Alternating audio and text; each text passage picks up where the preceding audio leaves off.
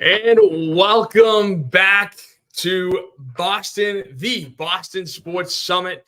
I'm your host, Tim Barnard, where in this show, we're talking all about Boston. That's right. We got the Patriots, Celtics, Red Sox, and Bruins on tap for tonight. It's going to be an interesting one because there's a lot that's going on, a lot of conversation mixing between how Jerod Mayo and his, words, his press conference, and how he's preparing for his first year as a head coach in the NFL. We also have the Celtics right here, the Celtics, who are kind of in an interesting point in their season, right? They had a bad loss to the Nuggets, I thought, and then rebounded quickly with back-to-back wins on back-to-back nights against Houston and Dallas. Then we got the Bruins, who right now are on a 5-game win streak. They're heading into the All-Star break, riding on a high streak. They still have a couple more games, so it's not completely into the All-Star break just yet. But they are, like I said, 5-game win streak. They beat Winnipeg, who is the number one team, in the Central Division. So that's a massive win for them. And then the Red Sox. I said this last week, and I'll say it again. The Red Sox are doing their thing where they are pissing off their fans, talking about how they are just, they think they're calling their fans liars. They had Winter Weekend, which was a fiasco. And the last 2 years, that's exactly what it's been. So we're going to dive right into the thick of things, talking about the Patriots. Okay, we're going to talk about the Patriots and talk about Jerod Mayo.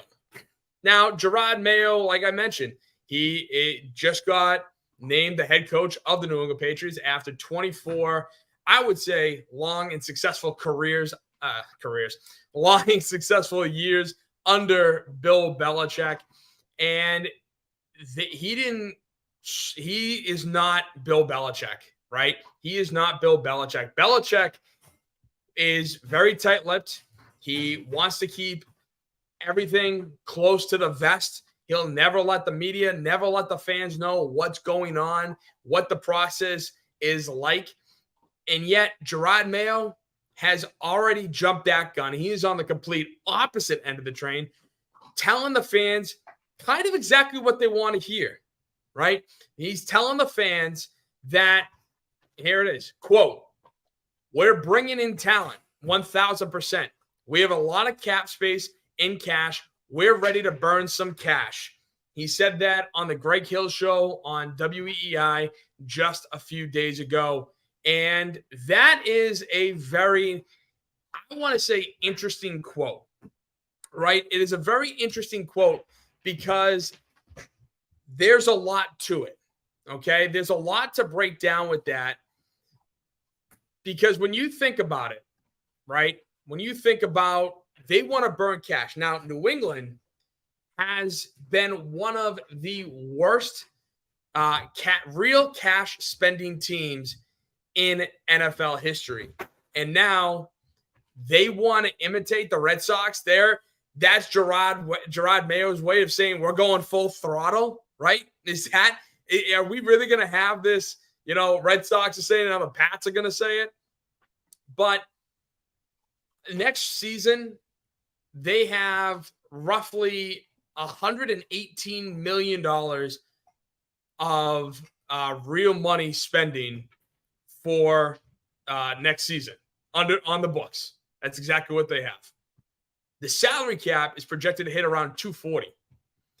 And now there's this 90% rule over the next 3 seasons from 24 to 26.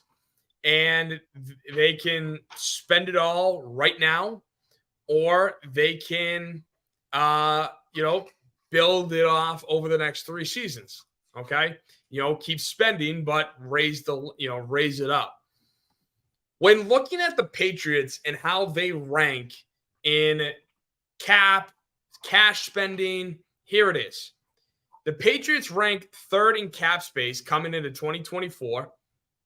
They are ranked 30th of 32 teams in real cash spending at $188 million. Now, I just want to let you know, real cash spending is what matters.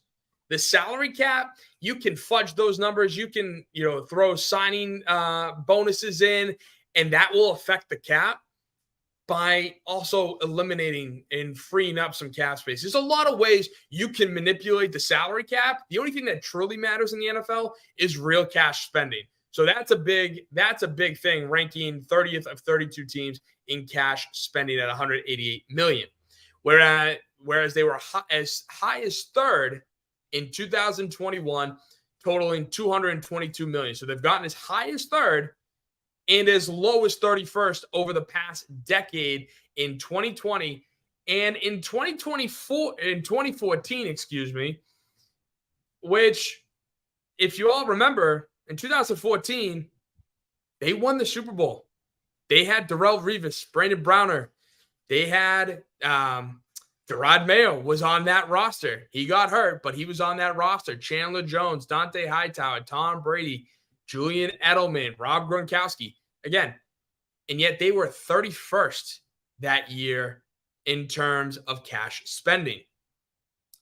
Now, over the last 10 years, the Patriots rank absolute last in cash spending at $1.62 billion. Now, if you want to compare that to the Eagles, who were first over that same time period, spending $1.92 billion.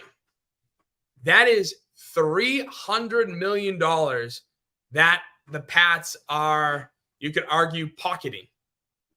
And with them pocketing that, what could they spend that on, right? What are they able to use that on? I mean, you could argue, they could use it to pay their coaching staff because Bill Belichick was arguably the highest paid coach in the NFL. Okay, but that's $25 million a year if we want to guesstimate what Bill's contract was, right? We have a fairly good idea. It was around 20 to 25 million per season. But again, if you're pocketing $300 million and you're telling me that over that time frame, Bill's contract didn't fluctuate. It didn't go from like 15 to 25, something like that. So again, there's still more money that is able to spend. But wait a minute. Hold on. I just thought of this. Didn't the Patriots just put in a giant lighthouse and a massive scoreboard, which width-wise is perfect? It is cool. It is awesome. But then when you do it comparative height-wise, you're like, there's so much left to be desired. Okay, so, and yet they're talking about how, that lighthouse is so cool because you can see all the way from Providence to Boston and you get to look over Foxborough Center. Yay, Foxborough Center. Ooh, I'm so excited to see Foxborough Center because it's not like, Foxborough is this high-popping area. It's not like the only attraction, if you ever wanted to go to Foxborough, was Patriot Place and Gillette Stadium. No. Foxborough Center is where everything is at. That's what's happening, baby. That's what's happening. Spare me, right? Spare me the theatrics. Spare me the idea that, I want to see Foxborough Center, that I want to see the view of downtown Providence, the view of downtown Boston, all the way in this freaking lighthouse that, honestly, they only used, celebrities to ring the bell, which the bell wasn't even attached to the lighthouse. They wheeled in a bell to attach to the lighthouse. So that was kind of, interesting to me when I saw that and saw the fact that, once again, over the last decade, they ranked dead last in real cash spending at $1.62 billion, saving essentially $300 million compared to what the Eagles have done in the same time frame. And so it brings me to Jerod and what he has said to the media. He has gone on, and like I showed, we're bringing in talent 1,000%. We have a lot of cap space in cash. We're ready to burn some cash. Great. Love it. I thought the Red Sox were going to do that, but they didn't. They screwed us over. And again, I'll get to that later. I mentioned it last week. I'll get to it again. But this time, you have Jerod talking about burning cash and doing that, which I'm like, great. That's awesome. I want that. Now, who are they going to spend it on? That's the $1 million question. What other areas of need, and who can they spend that on in free agency before the draft? So that way they can address some key points in free agency and then take that and what they know from their roster makeup and use their draft capital wisely. Great. Let's do that. Let's look at some of the top 10 free agents listed by Pro Football Focus. Now, this is all in all.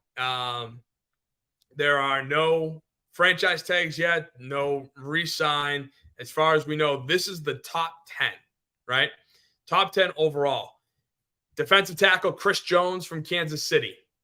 I like that, but I doubt he's leaving Kansas City, but he's not coming here. Where our D-line is, I would say, pretty good. Not great, but pretty good. And I would be shocked if he left. Next, Kirk Cousins. I think you're going to get into a bidding war with Kirk Cousins. I would love to have Kirk Cousins. And I think he's definitely going to fit an area of need, but more on that in a little bit. Defensive end, Josh Allen. Not happening. T. Higgins. I'll get more to that in a little later.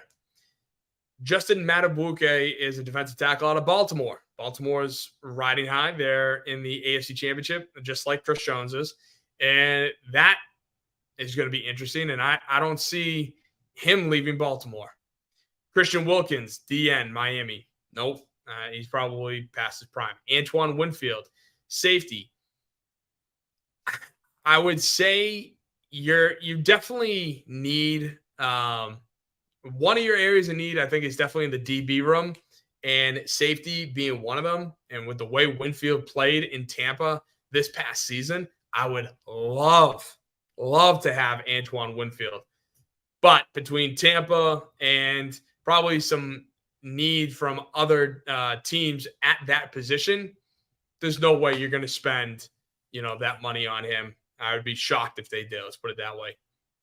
And then you have two corners, Jalen Johnson out of Chicago and L'Jarius Sneed out of Kansas City. Again, Sneed is in the AFC Championship. Jalen Johnson, I think he's probably long gone. So, okay, that's great. We have those. Those are the top 10, a lot of which are on defense. And as we know, New England is not short of defensive players. They have a great assortment of defensive players and ranking top 10 in defense, if not, at worst, top half of the league every year. So now if we want to address an area of need, let's look at the top 3 offensive linemen. Top 3 offensive linemen, we have Tyron Smith. Oh, and look at that. Number 2 is Trent Brown. And number 3 is Michael Onwenu. And that's interesting to me that you have Tyron Williams, who's number 1, and he's going to command a lot of money. There's no two ways about it. But he's hurt. He's hurt quite often. And if he can stay healthy, then he's worth the money. But he can't. Next, we have Trent Brown, who he literally was only here because of Tom Brady. Number 77 was only here because of Tom Brady. And the fact when Tom Brady was gone, he just didn't give a shit. Honestly, that's exactly how it ended with him. He did not give a damn about being out there, making his, name. He just was like, I'm done. And New England tried to pay him. They tried to give him extra money, more cash to incentivize him. And that honestly only lasted for so long. The next is Michael Onwenu. Now, I like Onwenu. I think he would be great staying in New England. But again, he's going to command a lot of money himself. So I'm not sure. And again, it's not like New England doesn't have the cap either. That's the thing. They have plenty of room, plenty of real cash, not the salary cap, plenty of real cash to spend. But the $1 million question is, will they? And so with Onwenu, they should, but it remains to be seen. Next, they definitely have an area, wide receiver area of need. There's no two ways about it. If you're telling me that Kendrick Bourne, Devontae Parker, Pop Douglas, Juju Smith-Schuster, that is a solid receiving room, then you're out of your mind. The only two guys that I actually like are Pop Douglas, who I think he definitely needs to get bigger. That's number one. Number two, with Pop Douglas, is he has to stay healthy. And he's very dynamic. He's shifty. He's a very good receiver when he gets the ball in his hands. Thing is, he need to get the ball in his hands, and he's small. And then Kendrick Bourne, as much as I like Bourne, he's a good player, but I feel like Bourne, at best, is a borderline number 2 receiver. Borderline number 2, whereas I think Bourne would thrive as that number 3, true slot guy, but then him and Douglas would be going back and forth. Juju, done. Get him out of here. I am sick of I'm just sick of him. He's worthless. And same with Devontae Parker. Yeah, all right, he had a couple good catches in the last 2 games of the season. But overall, Devontae Parker, I never liked him. The dude's dealing with soft tissue injuries left and right. He's, at best, a bum. Sorry, that's what he is. He had that, what was it, flare-up with the media midway through the year, talking about, the ball never hit my hand. Dude, it clearly was in his hand. It clearly wasn't fingertips. It was smack dab right here, and he dropped it. And so I have a problem with that. I had, his attitude. He just didn't take accountability. That's really what bothered me. He's like, he didn't take accountability. He's like, just acting stupid. And so that bothered me. So going into this, we definitely need a wide receiver upgrade. And starting from left to right, you got T. Higgins from Cincinnati. Now, T. Higgins, okay, he's good, but he's, again, going to be franchise tagged by Cincinnati. I would be shocked if he hits the open market. And so if he's franchise tagged, well, there goes that option. There goes the option that everybody was hoping for, especially in New England.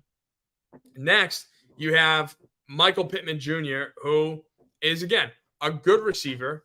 I think they need to keep him due to the fact that that receiving room is not deep. That receiving room is not deep. And will he, help them? Yeah, he'll help them, but it's not like he's going to leapfrog anybody, right? He's a very good number 2. And again, Indy, if they can't get him re-signed, will probably franchise tag him. Third, Mike Evans. Would love to have Mike Evans. I know he's, on the wrong side of 30 now, being 30 years old.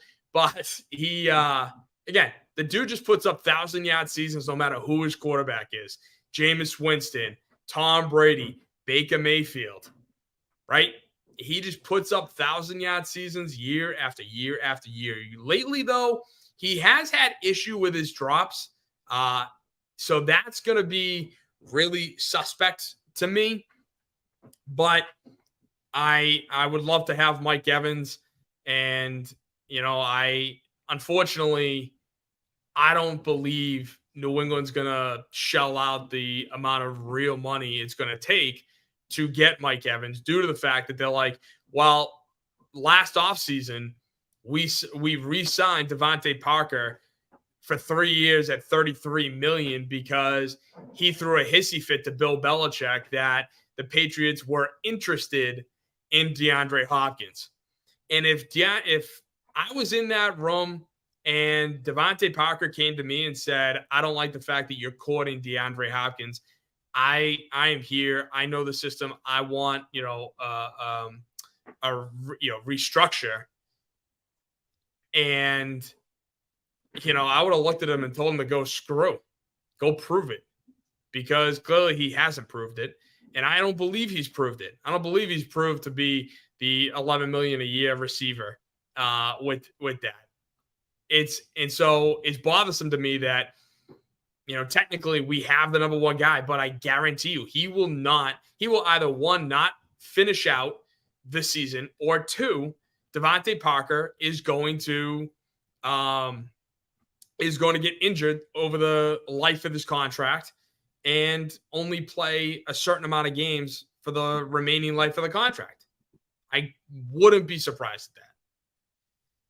Next, you have Marquise Hollywood Brown of the Cardinals. And I would be shocked if the Cardinals got rid of him. I mean, they did trade for him last offseason. So there is some continuity with that. I think they're going to try to keep him and, ride it out with Kyler Murray. That's their goal. Their goal is to ride it out with Kyler Murray.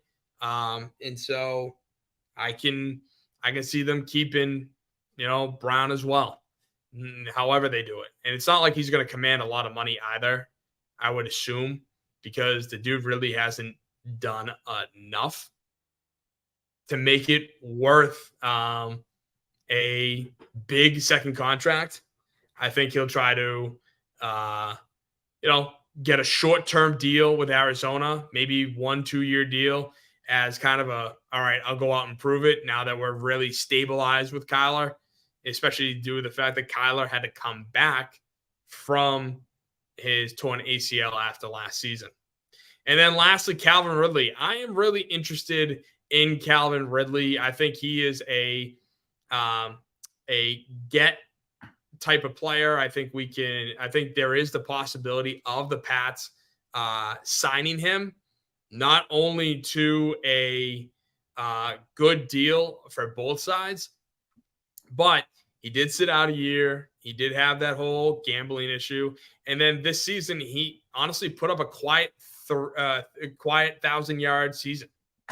I think he put up a quiet 1,000-yard season. He did enough to get through, to get by. And I would like to add him to the roster because Juju's done. I just want Juju to retire so that way New England doesn't have to pay him a damn thing anymore, because it was a joke. We gave up Jacoby Myers and traded and spent more money to get Juju Smith-Schuster. Absolute joke. And then the other aspect that New England desperately needs is a quarterback. They're the number 3 overall pick. There are talks about them getting Drake May or Jaden Daniels. And I like both guys. I think Jaden Daniels is not physically ready for the NFL. I think he's too small. I think he's too skinny. And I'm not saying the dude can't run. He can't throw. Obviously, he, I think, led the nation in deep ball passing. So there's that. But I think he's just too small. A couple hits from some of these 350-pound guys, a hit from Chris Jones, and his season could be over like that. Now, Drake May is also not massive either, but he's more stocky. He's more built. And with that, I would be more comfortable. Yet at the end of the day, I would prefer to sign a guy off free agency and have them play for a year while the kid we drafted 3 overall is going to sit. Now, with that being said, these are the top 4 quarterbacks, I think, according to Pro Football Focus. And it's Kirk Cousins, who, like I mentioned earlier, I would love to sign. I would love it because I think what it's going to do is it's going to give this offense more, I want to say credibility, but I don't think that's the right word. It's just going to help bridge. I think it's going to bridge the gap, right? I think we could sign Kirk to a 2-year, fully extended, fully guaranteed deal, which I think Kirk Cousins is one of very, very, very, very few players to have multiple fully guaranteed contracts. And I wouldn't be surprised if that continues. That being said, sign him to a couple-year deal. Hopefully he can survive the whole deal, never gets injured, in which case it leaves the door wide open to Jaden Daniels to get bigger, stronger, and be able to survive getting hit all the time.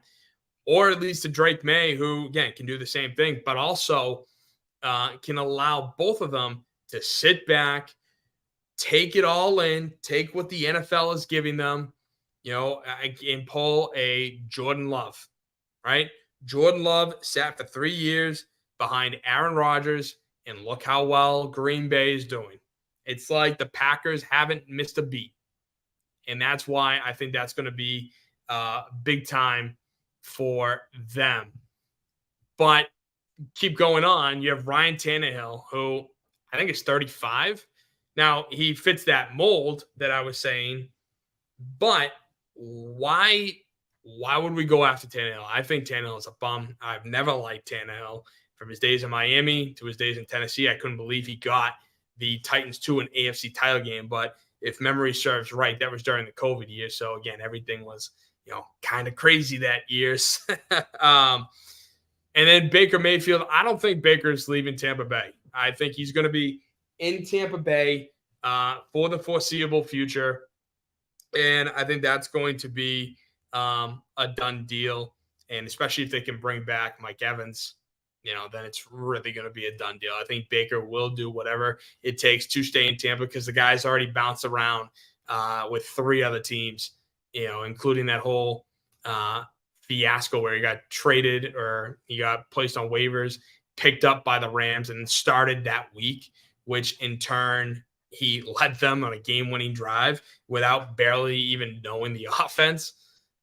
So that was wild. And then the last guy here is Gardner Minshew. I've been a big Gardner Minshew fan for the longest time, coming out of Washington State.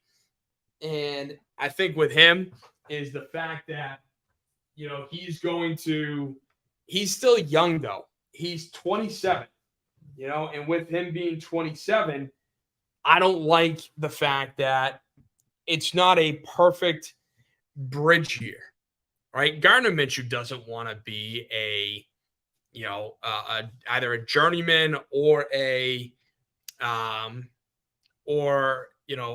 bridge quarterback. He doesn't want to fill in now for the future guy. He still has a career left to be played. He's 27 years old. So why would he do that?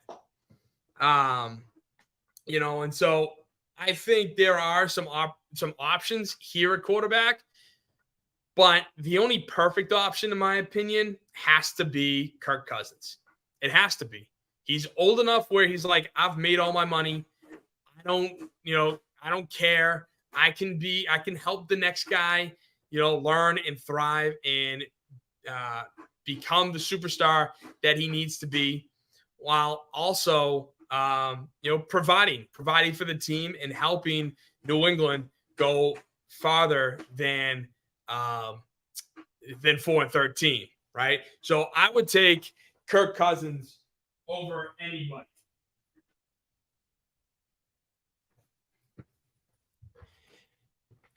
And as I mentioned earlier, when talking about them being able to spend money. And as Jerod alluded to, again, bottom line, we're ready to burn some cash.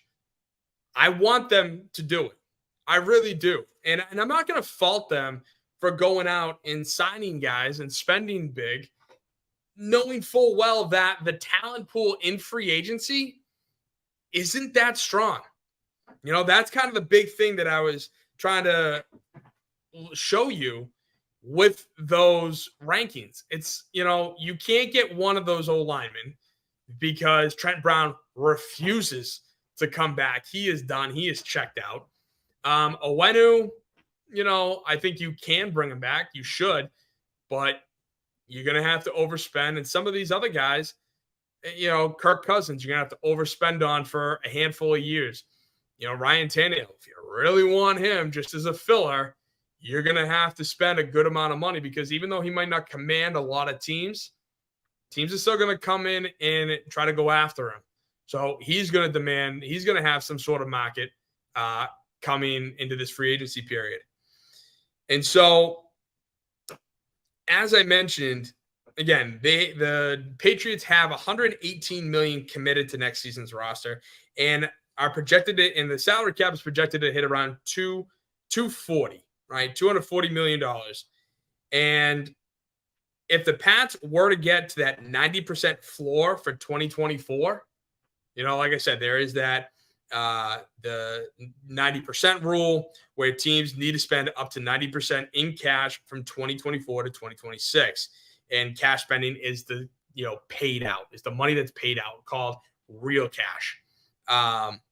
And you can do that by several ways, including, just again, paying guys out through signing bonuses, guaranteed contracts, so on and so forth, bonuses.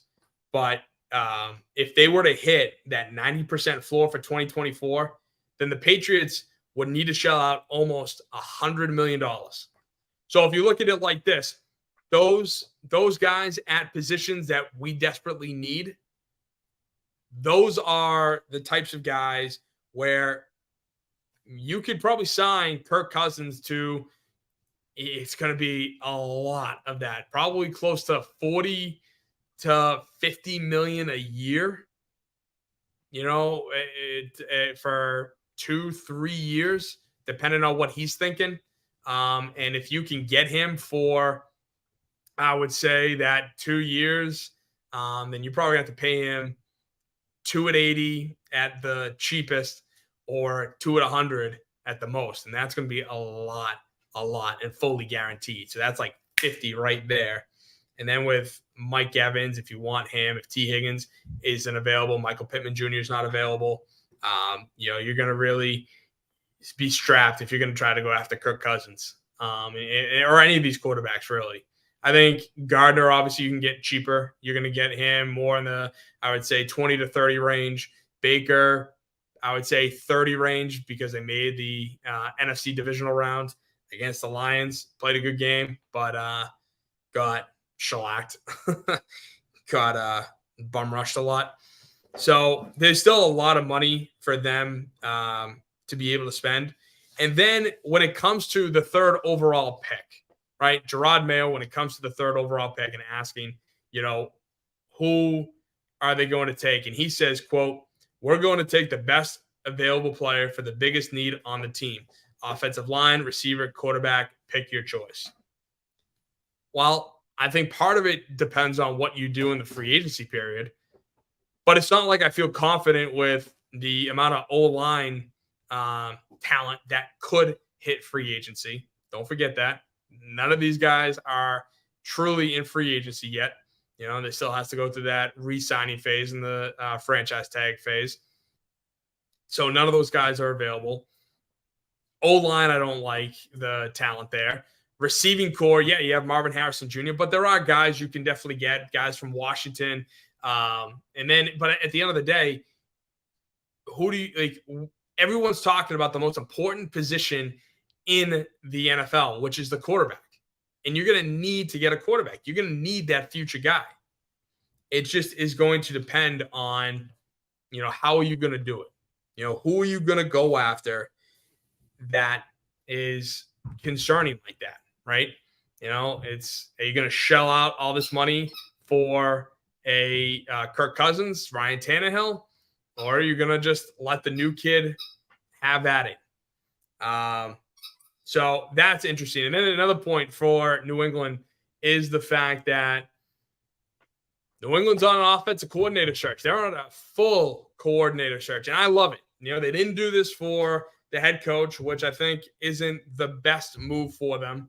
I thought they should have at least, you know, talked to Mike Vrabel, talked to some of the other, you know, coaches out there, some of the other offensive coordinators, defensive coordinators, and they're, you know, just to see what their philosophies are like and learn more from them. And then if you do still end up with Jerod Mayo, you can tell them, hey, this is what is going on now in the league. This is what we have to change our offense to be. We're done with this. We're done with the Brady, Charlie Weiss, Josh McDaniels offense. Now we have to focus on this new brand of offense, the Kyle Shanahan, Sean McVay, you know, system.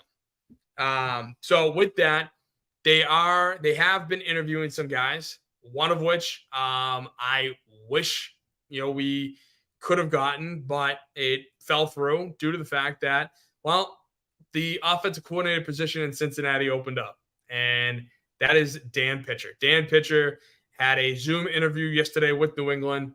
He's the quarterback's coach.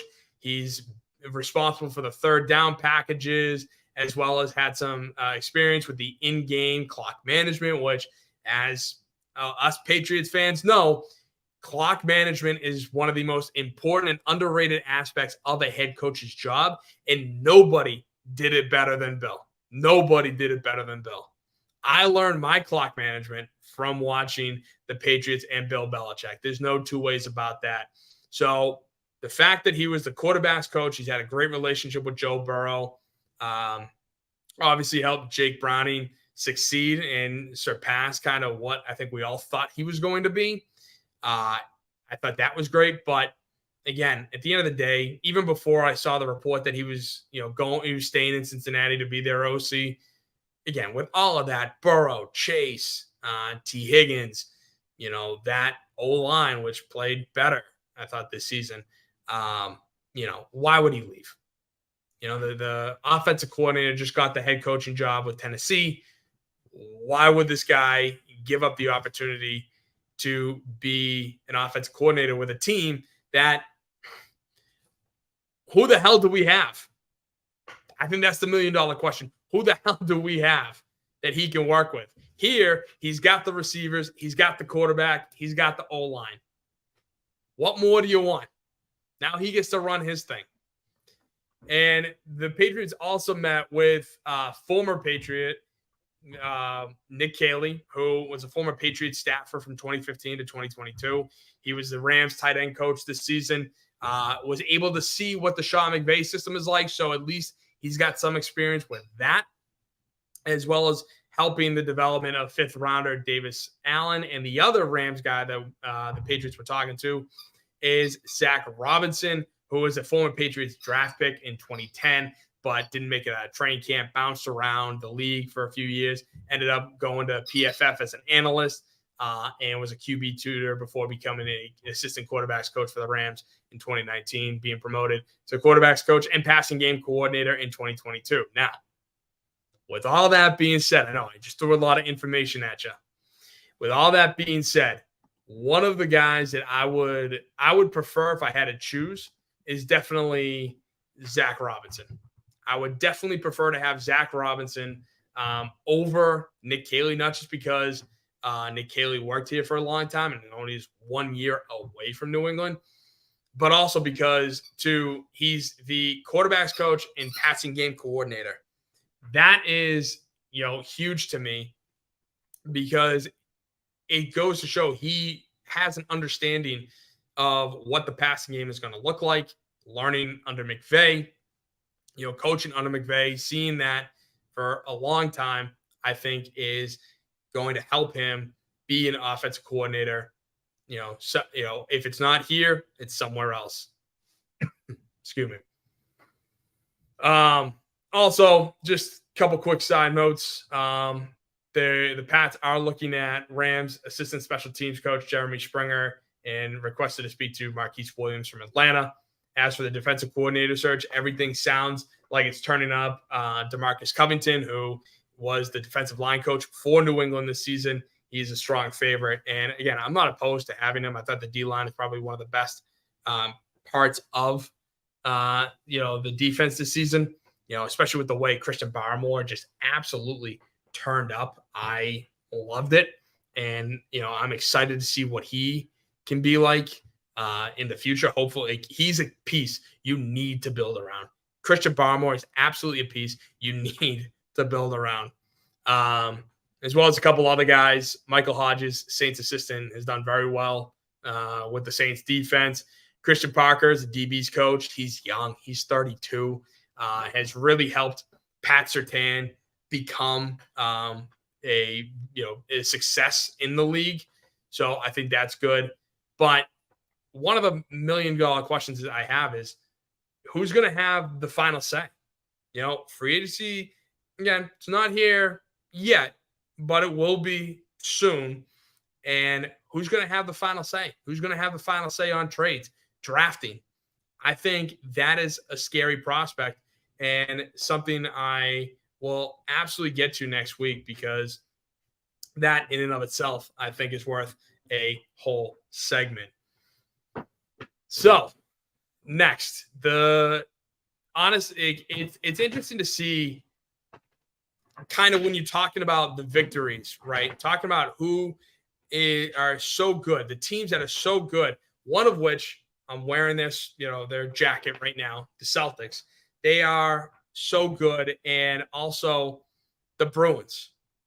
The Celtics and the Bruins have just been on a tear the last two seasons, including this one. Not 2 years ago, last season and this season.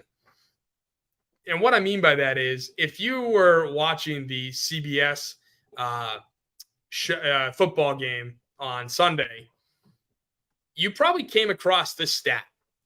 The total win percentage since 2022 through 2023 in all four major sports. Now, this is a stat. When you talk about win percentage, it's so easy for all five teams to be NFL teams because, let's face it, you're only playing a certain amount of games, and the best teams are always have 2, 3, at most 4 losses in a season. And so when you see two teams that's number 2 with 730 that have played 82 games in a season, as well as another team that has a 717 win percentage that has also played 82 games in a regular season on top of what has been played so far this season, I was in shock seeing this. And again, I wasn't necessarily massively in shock, but I was, happily surprised to see how well, again, just from a statistical standpoint, both these teams are doing now. As we all know, the Bruins and Celtics broke our hearts last season during the playoffs. Bruins fell apart after leading the Panthers 3-1, and the Celtics fell down 3-0 against the Heat. Somehow, some way, forced a Game 7, but then Tatum rolls his ankle and completely blows it. So I just thought that was a cool little stat, something that you guys would enjoy. But getting back to it, I want to start off with the Bruins because as it stands right now, they have a 5-game win streak. They defeated the top-ranked defensive team in the Central Division. Well, actually, they have the top defensive team in the NHL and also the top team in the Central Division in the Winnipeg Jets. Beat them 4-1. I love that game because it felt like a real playoff atmosphere, and the Bruins were up 2-1 after 2 and somehow didn't collapse. They didn't, fall flat on their face like they've done time and time again. It was exciting. It was a hell of a game. Jake DeBrusk helped put the Bruins up 3-1. And then Marchand hit the empty netter, making it a 4-1 final. Now, this game, again, against the top defensive team in the NHL, it stopped the Jets' streak from allowing 2 goals or fewer through 14 games, as well as 3 goals or fewer dating back for 34 games. So these guys keep the opponent low. And the thing I hate about the second one, the 3 or fewer, is the fact that, again, the 4th goal did come on an empty net. So truly, can we say that, technically, yes, they did snap the streak, but come on. It was an empty net goal. They technically didn't allow it because, their extra man wasn't in net. So, I don't know. I liked it. But Swayman, I killed it. The dude was just lights out. He, again, is showing me time and time and time again that you give this man the net. You make him the number 1 goaltender. I promise you, he is that dude. He is that dude, and he showed it. He stopped 20 and 21 shots and is now 15-3-7 on the season. There was an onslaught and early on in that third period where he was making some unbelievable saves, and I loved every second of it. I thought he was definitely a guy, which still pisses me off, that the Bruins sent to arbitration. And again, if you have to put everything into perspective, I think I can do that, is the fact that I think, the salary cap and the NHL teams signed away their future. The elite teams signed away their future due to the fact that the salary cap couldn't rise like it normally does, due to the fact that the money was being allocated very differently, and that was an issue. But Jeremy Swayman is still a Bruin for now. Hopefully he will be at the start of next season because he is a free agent. But the dude is your number 1 goaltender. Stop with this back and forth nonsense. Jeremy Swayman needs to be the number 1, especially come playoff time. If Linus Ullmark gets to start for game 1, that's going to really piss me off. And again, I wouldn't be shocked if the Bruins just collapse again. They're going to screw it all up again if Linus Ullmark is their number 1 goaltender come playoffs. I know they're talking about, we're just going to rotate. You're not going to do that. That's stupid. If you're going to take away a hot goaltender just because you want to rotate in the playoffs where you need to win every game, dumb. I like Charlie Coyle. The dude has scored a career high in Boston. He is a higher goal total while in Minnesota, but in his time in Boston, he has scored a career high 17 against Winnipeg. So, and he's really been stepping up. I thought that Charlie Coyle was best as a third-line center. He was big enough, strong enough, and skilled enough to defeat other third lines. But the fact that he's done as well as he has, playing on, flirting between first and second line, just being a top 6 centerman, he's really impressed me with the absence of Bergeron and Krejci. Also, nice little note, Jake DeBrusk, 14 games, the last 14 straight games. He has 8 goals, 6 assists, and 14 points. He's a point per game guy. Nice, right? Guess what? Ship him out of here. Him and Ullmark, package deal. Get Elias Lindholm. Get Noah Hannafin. Get guys that are not only top 6, but top line center and a top 2 D pairing. You're going to have to shell out a little bit more money, but get them out of here because Jake DeBrusk is hot right now, and trade him while he's hot. I said it about Ullmark coming into this season. I wanted to trade him all offseason because I thought that was going to be his best year. He wasn't going to play any better than that, and his stock market, his value could not get any higher. And I believe it has definitely come down during this season, but that's a problem. Next, so I want the two of them out of here. Make Swayman the number one guy. Get guys worth the value that you can get for DeBrusque being the goal scorer that he is. And maybe, hey, you know what? You can get two for the price of one, right? Get a top three, maybe a top pairing or a top six centerman, as well as a top two defenseman. Fingers crossed. But the next stretch is not going to be easy. We're really going to find out a lot about this Bruins team, especially with, obviously, the All-Star break, coming just around the corner. They are playing Carolina as we speak. The game started at 7:30. So they are playing the Hurricanes as we speak, as well as going to be in Philly on Saturday.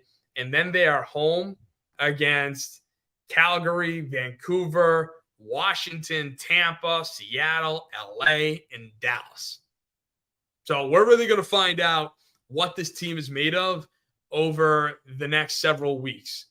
And I'm definitely looking forward to that. And for those of you who don't know, Bergeron, there were rumors of him making his grand return sometime in March. He's been skating recently. He's staying fit. He's apparently looking good, according to a couple of the Spittin' Chicklets guys, Ryan Whitney, from Barstool. They were talking about all the rumors, but Patrice said in a text with Boston Herald Steve Conroy, quote, "I am," all caps, "not making a comeback." That sucks. Actually, it doesn't suck. I'm actually glad, honestly, because one of the things that's been a problem with the Bruins is their, I want to call it loyalty. That's partially it. But, again, just bringing back guys, trying to bring the band back together. I thought with Krejci coming back last season, I thought it was just going to be, a run of the mill. I didn't expect much to come of it. Of course, they have the best season in NHL history, blah, blah, blah. But, the other thing, too, with their soft spots for Cam Neely and Don Sweeney and, we have to get rid of Bruce Cassidy because Jake DeBrusque cried. Yes, that's part of the reason why I want DeBrusque gone, is because he cried and they decided to stay with the player over the coach. And then what did the coach do? He goes to Vegas and wins the Stanley Cup.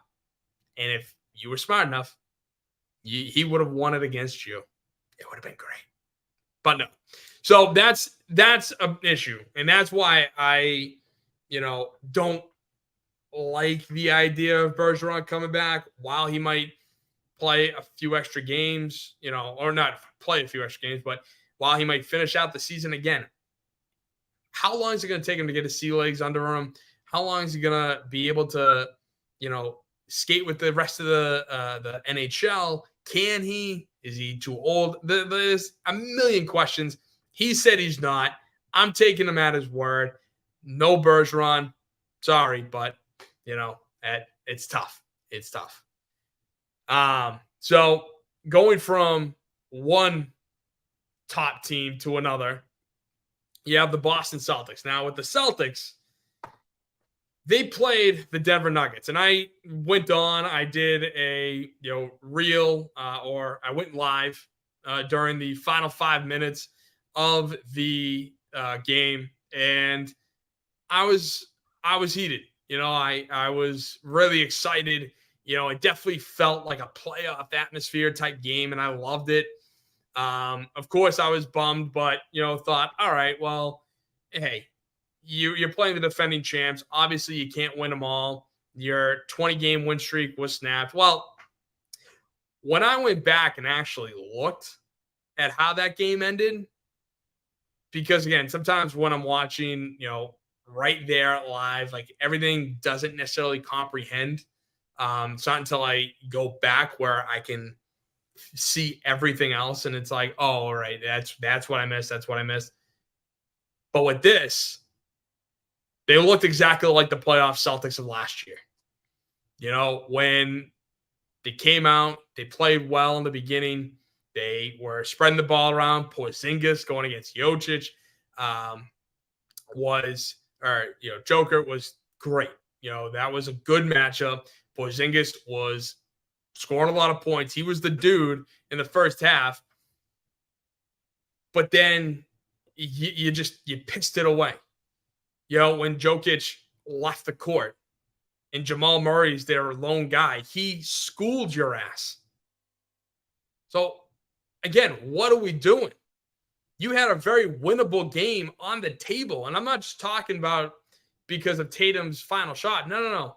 You had a very winnable game overall, and you pissed it away. The team went 1 of 9 for shooting in the final 5 minutes and a season low 39 points at the TD Garden after halftime. So the whole second half, they only put up 39, which is a season low at the TD Garden. What a joke. For a team that is too damn talented, too damn strong, you pissed away a winnable game. And Tatum and Brown, the superstars, disappeared. 100% disappeared. Tatum with 22 points and Brown with 13. And they phased out Porzingis. He had a strong first half, but they're like, nah, we got this. We're good. We're gonna move on. We're not gonna give Kristaps the ball anymore, and Kristaps is not gonna take any shots. In the final quarter, guess how many points Porzingis scored? Can you guess? 1. Of his 21 points in the whole game against Denver, he scored 1 point. That's right. And you can't do that. He needed more opportunities, especially due to the fact that they needed it. They absolutely needed him, and they either phased him out or as well as him just stopped shooting. He only took a handful of shots, and that 1 point came from a free throw. He had 1 made and 1 miss. Everything else, which was like 2 shots, 2 or 3 shots, he missed. Now, again, I mentioned him last week. Derek White, stud, racked up 24 points. But at the end of the game, it was all the Jays, which sucks sometimes. Again, kind of being Marcus Smart-esque. They're trying to take it on themselves rather than spread the ball out. Figure, hey, I'm sucking. Hey, Tatum's sucking. But wait, Derek White's having a hell of a game. Let's feed him the ball. Let's give him the matchups. They didn't do that. Tatum and Brown sucked. And getting to Tatum's final shot, you know how they say that, for the best players in crunch time, everything slows down for them? Not for Jason. Not at all. I think anybody with a brain who, saw that thought the exact same thing. They're thinking to themselves, what are you doing? He sped that up way too fast. They had 4.6 seconds, I think, left on the clock. He got the ball on the inbound, took 1 dribble, and then turned to his left and did a one leg fadeaway. And you could just see everything was bad. You could tell, even as he's releasing the ball, this ball's not going in. No faith, no shot that he was going to hit that bucket. And the funny thing about that is he said it himself. He goes, quote, I think I kind of rushed it. Yeah, you did, because I timed it. I was able to watch the clock as well as see at what point the ball left his fingertips. Between 4.6 seconds and 0. Can you tell me exactly at what point that ball left his fingertips? 3 full seconds. 3.0 was left on that clock when it all happened. And it was wild to me. I couldn't believe when I saw that. looking at it going, dude, why did you release it that soon? What are you thinking? What is he thinking? The moment's too big for him. I can't believe I have to say that. Jason Tatum is the superstar player for Boston. He talks about being, sneakily one of the top 5 players in the world. And yet he crumbles. You give him the final shot and he crumbles. Now, I want to get to this stat real quick. But I thought this was unbelievable when it comes to game tying / game winning shots. Yeah, Jason Tatum per Tim Bontemps of ESPN. Probably mispronounced that, but sorry.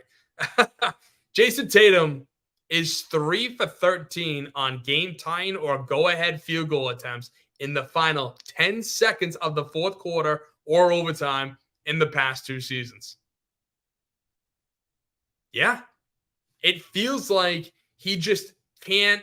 He rushes things. He's sped up. He's all in his head. He doesn't understand really how much time 4.6 seconds actually is.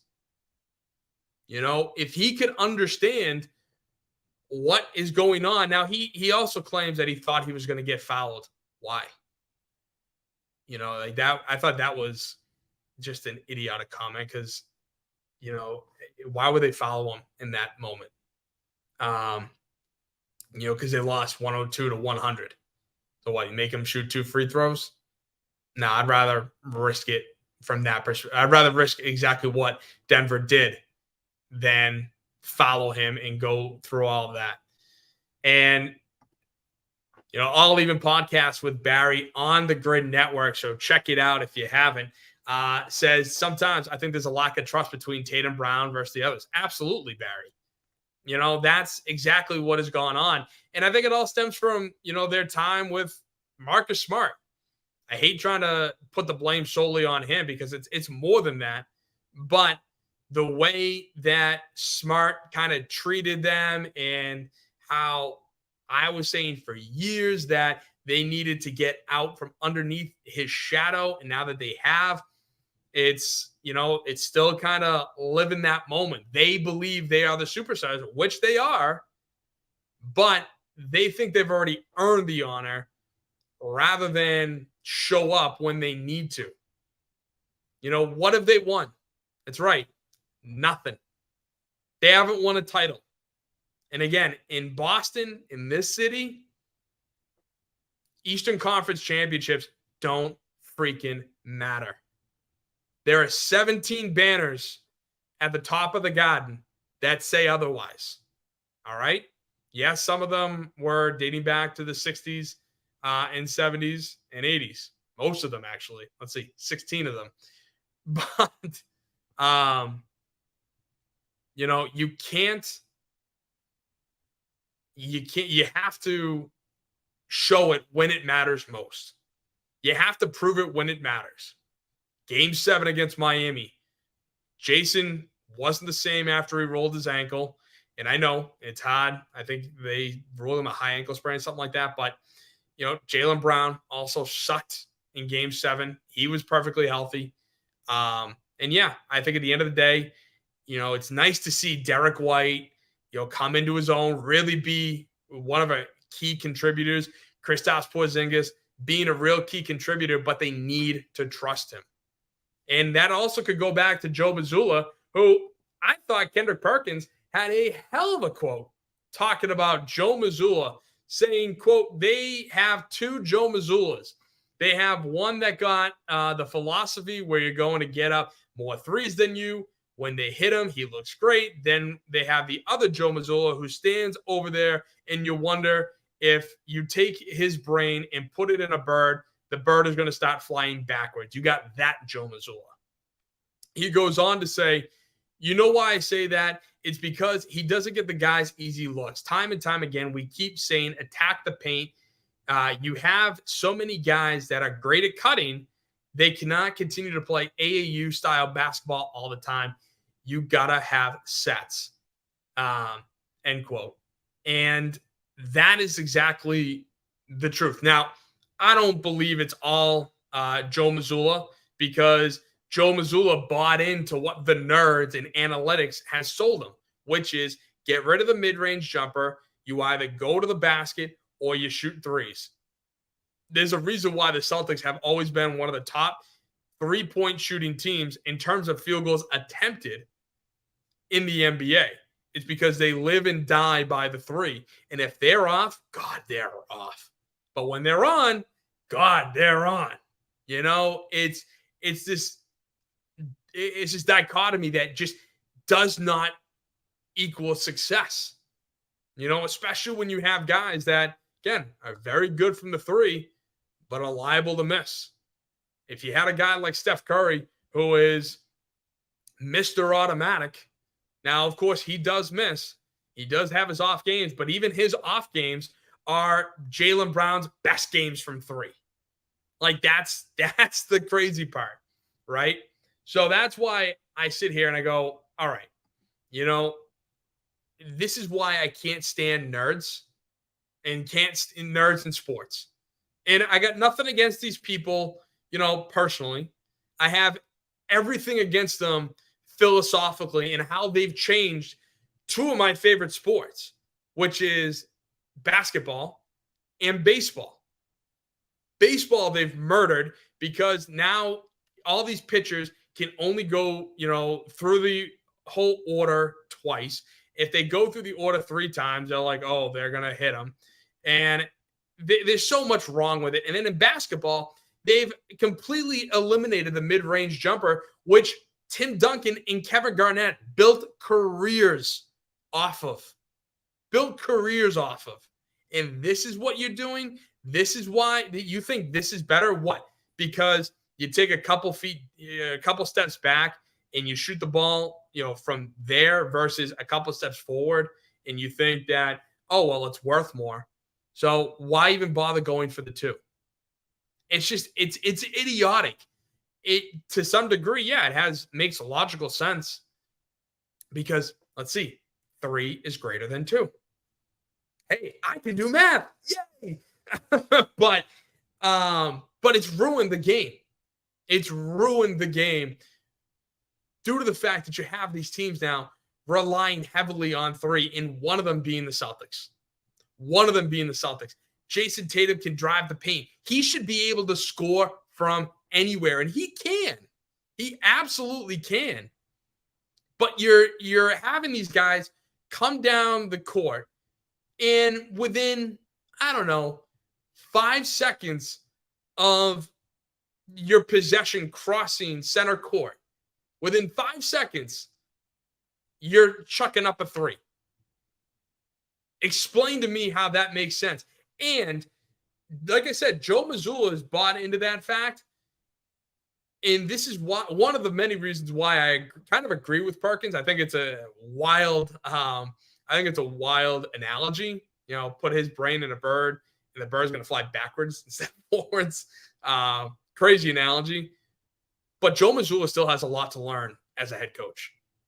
He's got a long way to go. And I'm one of these guys who I believe that the head coach in the NBA is relatively useless. But when it comes to games like these, this is where the coach matters. And I know I'm contradicting myself. You're saying that doesn't make sense, Tim. How can you say on one hand that the coach is relatively useless, but then when the game is close, that the coach matters? I don't disagree with you. I don't. But when it comes to certain things, Michael Malone schooled Joe Mazzulla in the Celtics from a coaching degree. Absolutely did. And that's why I totally believe that it's tough. It's difficult to sit here and say that, yes, I believe coaches don't matter, but then in certain scenarios and certain tight spots, they do matter. But I think it also comes down to the philosophy. And a lot of teams in the NBA have adopted the Joe Mazzulla, the nerd analytic philosophy of shoot as many threes and, you'll make more threes than you miss, which or you make certain amount of threes, you're going to win the game. I still don't believe that works. But that's the new NBA now, and it's a shame. But I will say that game, as we saw the Celtics fall the way they have, as we saw the Celtics act like their old selves, I think at the end of the day, though, they were able to bounce back quick against Houston. In Houston, it was a perfect rebound game. Porzingis stepped up, has scored 32 points. And a sneaky note about Kristaps is he's having his most efficient year shooting this season, shooting 52% from the field. So, in other words, get Porzingis the ball. Like, hello, McFly, what are we doing? Yes, you got Tatum, you got Brown, you got White, you got Holiday, but you got a big man underneath who can maneuver and play. So I love the addition of Kristaps. He's been excellent for the Celtics, much needed, especially with how Robert Williams, Time Lord, talked a lot about last week. He's so much more than what Time Lord Robert Williams III could ever be in this offense. So I'm loving that. And then Dallas game, it didn't look good. It didn't look good at certain points in that Dallas game, especially in the fourth. I mean, they lost the quarter by 2. They shot 1 from 8 from 3. They were outscored, out-rebounded, out-assisted, against Dallas. But I think one of the big things about that game, which I found to be more than just the numbers, was the fact that the Celtics looked fresh. The Celtics looked good. They, even though they were playing the second of a back-to-back, and Dallas had 5 days off due to the fact that their game against Golden State got postponed because of the death of a Golden State assistant coach, which thoughts and prayers to him and his family. It's a tragedy, and I am very sorry to hear that.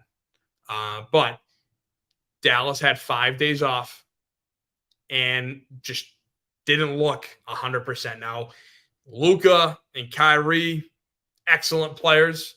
No two ways about it. But I was glad to see the Celtics rebound.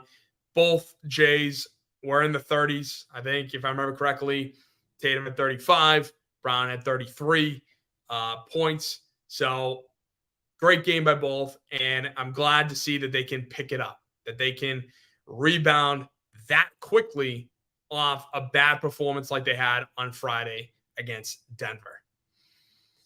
So Celtics, you know what? I think we're good for now. I don't think there's really time for panic, because when push comes to shove, they still have a few more games that, I really have circled on the calendar that I want to see how they are able to perform. Are they going to look like they did in the final half against Denver, or are they going to look like they did against Houston and Dallas? So that's kind of there are a few more games left this season. And again, we haven't even reached the trade deadline. We haven't even reached the All-Star break for the NBA. So there's plenty of time for that. Now, lastly, I got to talk about the Red Sox. I got to talk about the Winter Weekend. It was this past weekend, and what a freaking nightmare that has turned into. Oh my God, what a freaking nightmare. Yeah, that's right. I just quoted my cousin Vinny. But this is supposed to be a fun time, and that's the ironic part. This is supposed to be a fun time for families to bring their kids. They can talk to some of their favorite baseball players. They can, interact with Wally the Green Monster and, have the Red Sox Brass show up, who can sell, the team and say to the fans, hey, we got this, guys. We are good to go. Well, that all has been ruined due to the fact that this team, that since this ownership group bought it, has spent billions and billions of dollars on this organization, spending hard-earned cash, spending over the luxury tax multiple times, and winning 4 World Series out of it. 2004, they broke the curse. 2007, they were a dominant team. There was no stopping them. 2013, I think they just rode lightning all the way to a World Series championship, especially after the Boston Marathon, bombings. That was tragic. I think we all remember where we were when we heard that news. And also, too, the 2018 team, which is quite arguably the greatest Red Sox team, greatest baseball team in history. And so, with all of that being said, this winter weekend, which is supposed to be this fun time for families and kids, has totally been taken over by fans that have the opportunity to speak their mind to the owners. And you know what? Good. These jackasses need to be held accountable. They absolutely need to be held accountable for how they've treated this great organization, dating back to dismantling the team from 2018 till now, finishing last 3 of 4 years in the AL East. You can't have that. You absolutely cannot have that. Now, in late November, Tom Werner and his dumbass came out and said that they expect to be going full throttle this in free agency with Shohei Ohtani, Yamamoto, even the Japanese lefty, Blake Snell, Jordan Montgomery, like all these guys, Juan Soto, available for trades, all these guys out there available.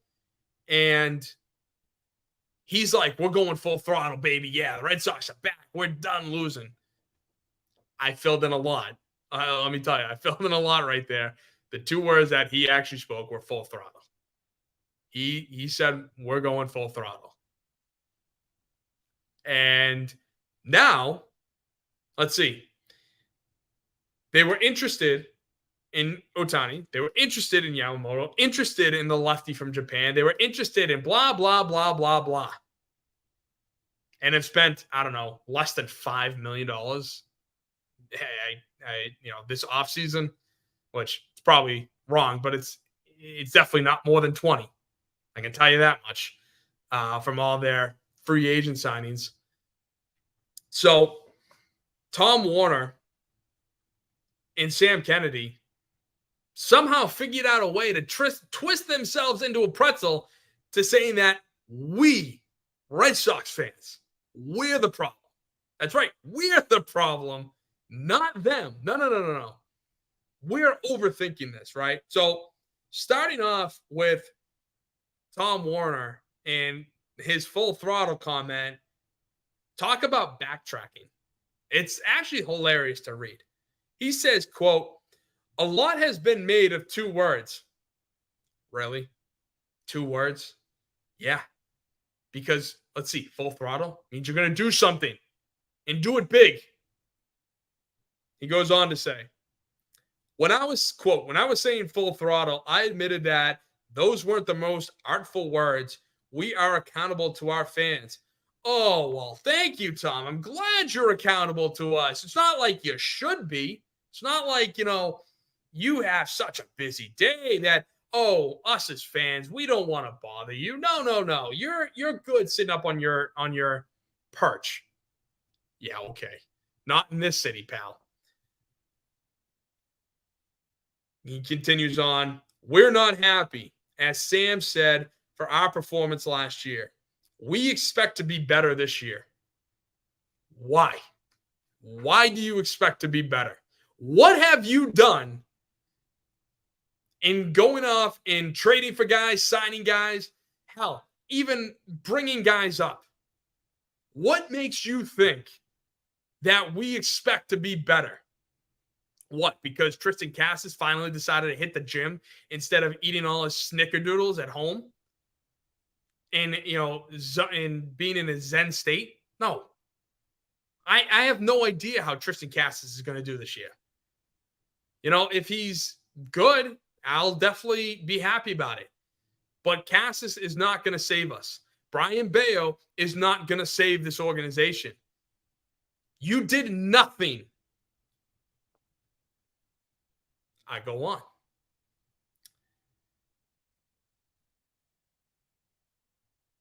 Warner goes on to say that, quote, for me personally, full throttle is that I approach every year expecting us to be competitive, using all the levers at Breslow's disposal. That could be acquiring talent through trades, free agency, building a core, having a strong pitching staff, and having a stronger coaching staff. We weren't good enough defensively last year. In what? Trading for that, second baseman who Atlanta tried. They tried to give this kid the starting shortstop position, and he sucked defensively. That's why they traded him for Chris Sale. You have done nothing. You have done nothing through trades, through free agency, through building a core. You think your core, all you want is control. You want guys under control, under team control. That's all Bressel's been talking about ever since he got this damn job. And that's all Kyan Bloom talked about. And, and to this, I will say this. To Kyan Bloom, there are aspects of what happened that, yes, I apologize for certain things that I said about you. Not that I ever said anything bad. No. Just from, the fact that this was all the blame for you not spending, for you not going out and improving this organization was solely placed on you. Now, I know for a fact that it's John Henry has a massive stick up his butt because he's a hell of a lot more concerned about his team in London, his team. I'm going to get to that in a minute. But to continue on with Tom Warner, what a joke. What a joke that he is now putting the blame on Breslow, saying that, oh, well, hey, he's got everything at his disposal. He's good. He could go out and do this. No, he doesn't. You're trying to hide. You're trying to hide behind another GM. And you wonder why you had 10 GMs turn your ass down. Because this should be one of, if not the most prestigious job in baseball. And yet you're treating it like it's a child's plaything. Like it's a chew toy. That, like my puppy here, you can chew on it for 30 seconds and then be done with it and never come back to it for days, weeks, months at a time. So spare me your nonsense and trying to put the blame all on Breslow, who just got the job a month and a half ago. So, yeah, there's that. And he wasn't their first choice either. He'd talk about another nerd. Tom Warner also did an interview with MassLive.com saying that, quote, whoever spends the most amount of money in free agency doesn't necessarily hoist the World Series trophy at the end of the year. And to that I go, oh, really? What happened in 2018? You have the highest payroll in baseball, and you won. You won it all. And you had the best team in baseball. You had the most expensive and the best.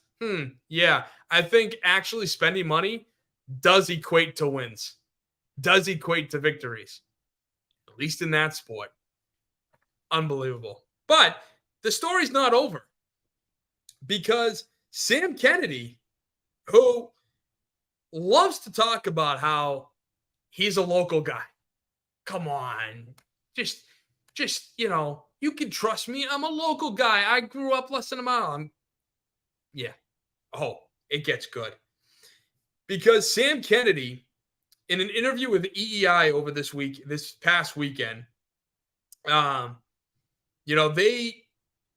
try to push back on the fact that the narrative that they aren't as interested in winning World Series as they once were, right? Because finishing 3 out of 4, not spending money, having probably one of the best free agents ever to hit the open market, and you pissed away that opportunity. Yeah, they're definitely not interested in winning a World Series anytime soon. So Sam Kennedy went all scorched earth with this response, and boy, did I love it, because he is so effing stupid. Sam Kennedy said, quote, "When we have two sucky seasons like we've had, these are natural questions. We take them in. But I can tell you, as a kid who grew up less than a mile from Fenway, don't care. If you think for 1 second that we aren't passionate, committed, dedicated to the Boston Red Sox, you're wrong. You're a liar. And I'll correct you on it, because it's total BS. We are committed. We are frustrated. We take it personally." Really? Really? You're calling you a liar. That's right.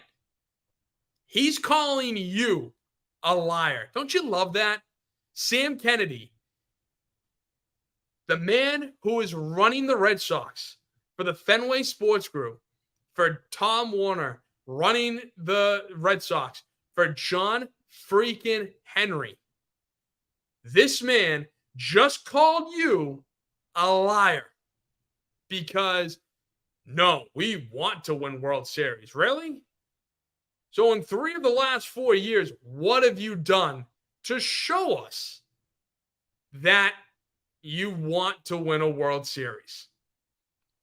And that to me was fantastic, because I get to sit there and listen to this and be like, God, talk about how out of freaking touch these people are, and not even realizing, again, we're smart. We understand what the hell is going on. We don't just boo because we're a-holes. We boo because you suck. So once you start performing better, then we'll cheer for you. If you're out there talking about, we're going to spend all this money, we're going full throttle, baby, and you don't do a damn thing, and trust me, the signings that they did, I don't consider them doing anything, honestly. Lucas Giolito, yeah, okay. Like, big whoop. That's our biggest signing to date. And it's January 24th, 2024. What a joke. So, the fact that he's calling me and that Sam Kennedy, the guy who's running the Red Sox, is calling you a liar, you should take that personally. And you know what? Go after him. Not physically, not anything like that, but go after them where it hurts. The Red Sox have the highest ticket prices in Major League Baseball. They have the most expensive beers and food in Major League Baseball. And yet they also, I forgot to say this too, that the Red Sox payroll was ranked 13th last season at $181 million. Oh yeah, and by the way, Sam Kennedy also said that he expects to spend less than $181 million this season. So take that in. And again, remember, he's calling you a liar for thinking that ownership doesn't want to spend or doesn't want to win a World Series anytime soon. Yeah, that's right. Hit him where it hurts. I love Fenway. It's the greatest ballpark in the country. I love going there.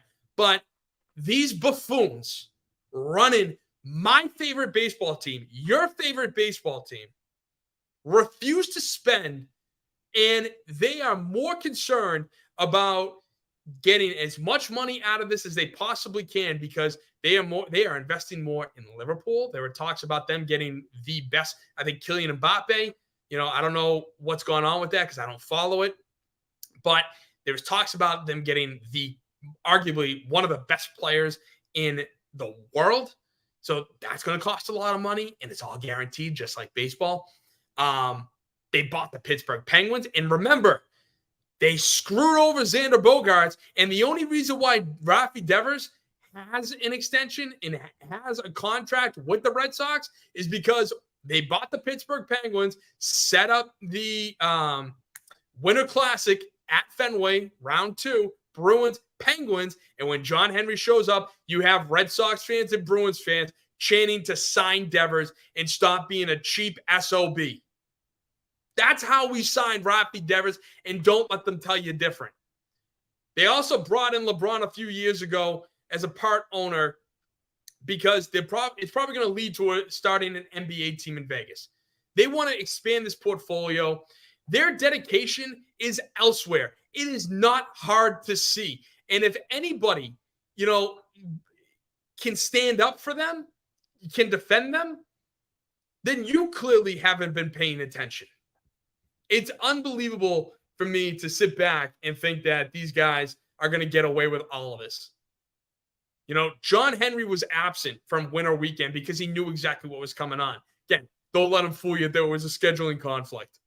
NESN, if you want to pay for the NESN Plus, it's $30 a month.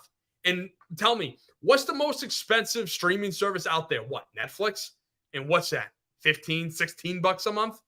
Yeah. NESN is double for shittier service. That's right. For less quality and, green screens, on and off during a broadcast. There was all these tweets about it a couple weeks ago, how bad NESN has, become.